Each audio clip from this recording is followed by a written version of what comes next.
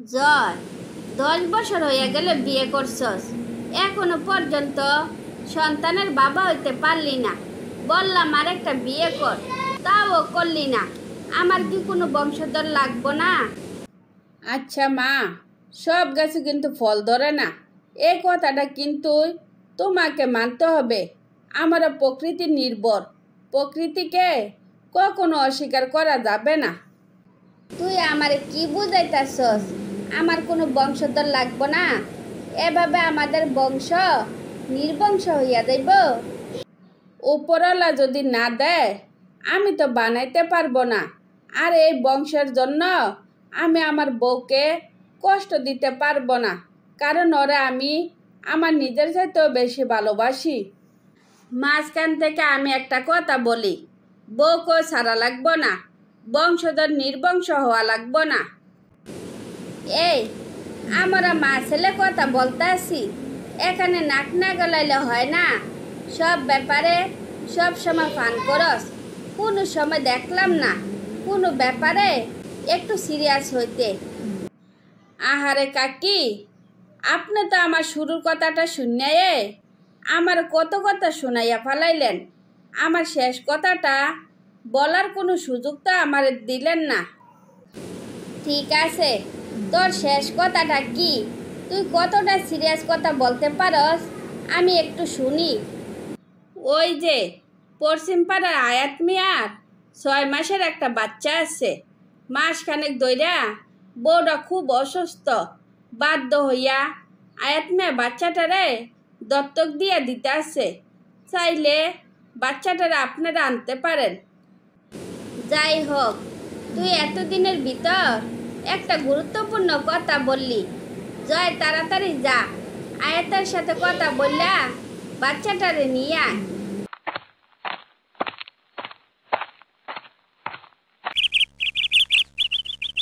কি রে বাগিনা, বউ বাচ্চা নিয়া তো খুব ভালোই আসস।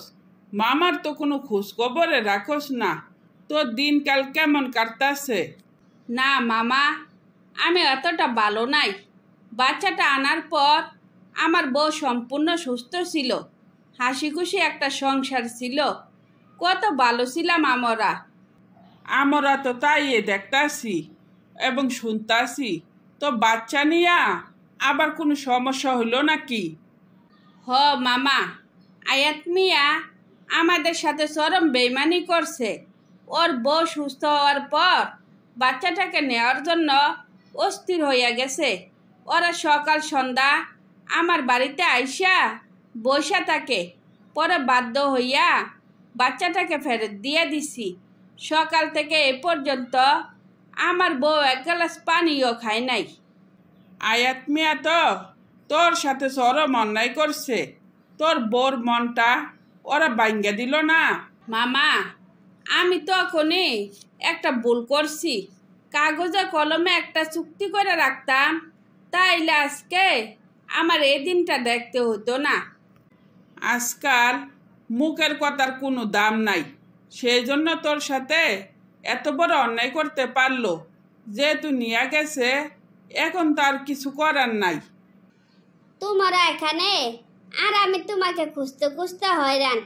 কি এখানে বসে থাকবা? বাড়ি যাইবা না? আমার না বাড়ি যেতে মন চাইতেছে না। বোর মনমরা মুখটা দেখলে খুব খারাপ লাগে। আরে ভাই, তোমার মন খারাপের দিন শেষ। আয়াত মিয়া তোমার বাচ্চা ফেরত দিয়ে গেছে, বলছে এ বাচ্চা আর কোনোদিন ফেরত নিব না। তুই কি সত্যি কথা বলতাছস? তো কি মনে কইরা ফেরত দিয়ে গেল বুঝলাম না তো। গতদিন যে নিছে, এই পর্যন্ত তোমার বাচ্চা কিচ্ছু খায় নাই, সারাক্ষণ কান্নার উপর ছিল। পরে বাধ্য হইয়া বাচ্চা দিয়া গেছে। তোমার বউ বলছে তাড়াতাড়ি করে বাড়ি যাইতা। বাগিনা, এবার তো খুশি হইছস? যা যা, তাড়াতাড়ি করে বাড়িতে যা। শুধু বাচ্চা ফেরত পাইলে হইব না, আমারে মিষ্টি খাওয়াইস। তারপর জয় বাচ্চাকে নিয়ে সারা জীবন হাসি খুশিতে জীবনযাপন করতে থাকে। কি ব্যাপার, আজকে 19 তারিখ, তুমি কি এখনো বেতন পাও নাই? কি কথা বলছো না কেন? বেতন তো আমি 10 তারিখে পাইয়া গেছি। বেতন পাইয়া আমি হাত খরচের জন্য তোমার 5,000 টাকা দিলাম না। তুমি কি শুধু 5,000 টাকা বেতন পাইছো? আমার কথা শুনে তোমার চেহারাটা বাংলার পাশের মতো হয়ে গেল যে। এখানে বাংলার পাশের মতো হওয়া কি আছে? বেতন পাইয়া তোমার আমার হাত খরচ রেখে বাকিটা বাবির কাছে দিয়া দিছি। বারে, নিজের বউ থাকতে কেন তুমি বাবির কাছে টাকা দিবা? আমি তা বুঝলাম না তো। তুমি যেটা পাও না সেটা আমি তোমারে দিয়া দিছি। বাকি টাকা কি করলাম সেটা আপাতত তোমার দেখার কোনো দরকার নাই। অসম্ভব কথা। বাবির হাতে কোনো টাকা পয়সা তুমি দিতে পারবা না। এখন তোমার বউ আছে, ছেলে মেয়ে হবে, তাদের জন্য টাকা পয়সা সেভ করতে হবে না? আমি টাকা পয়সা সেভ করি না এই কথা তোমারে কে বললো? পরিবারের সবাই জানে, আর তুমি জানো না? এত কিছু আমার জানা লাগবে না। বেতন পাইয়া তুমি আমার হাতে দিবা, এটাই আমার শেষ কথা।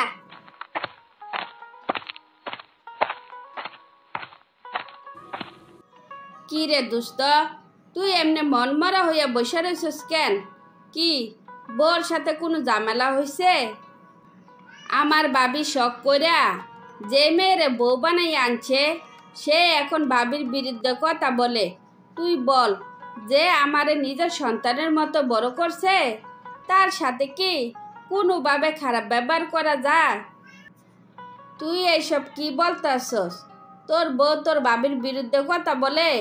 সি সি সি, এমন বাবি কয়জনের ভাগ্য জুটে ক? আমি তো শিকারে সেই কথাই বলছি। উনি শুধু আমাদের বাবি না, উনি আমাদের সুখ দুঃখের সাথী। বাবি ওনার বাবার বাড়ি থেকে টাকাই না আমার লেখাপড়া শিখাইছে। নিজে না খাইয়া আমরার মুখে নিজের হাতে খাবার তুলে দিছে। তার মনে কি কোনোভাবে কষ্ট দেওয়া যায়? আমারে বলতো।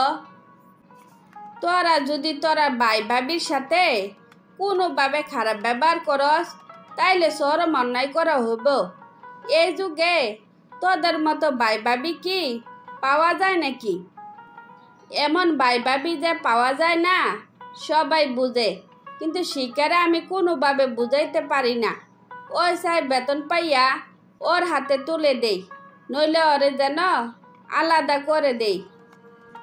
তোর বউ আজ তো একটা ব্যাকল, এই ব্যাকলরে বলিস কয়েক মাস চুপ করে থাকতে, দেখবি বাবি নিজে তোর বউরে সংসারের সব দায়িত্ব বুঝাইয়া দিব। আলাদা হইয়া থাকার চিন্তা ভাবনা তখন আর করা লাগবো না।